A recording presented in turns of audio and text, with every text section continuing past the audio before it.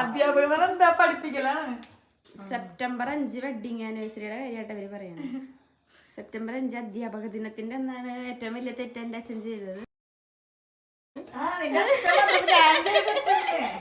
അമ്മയും തെറ്റ്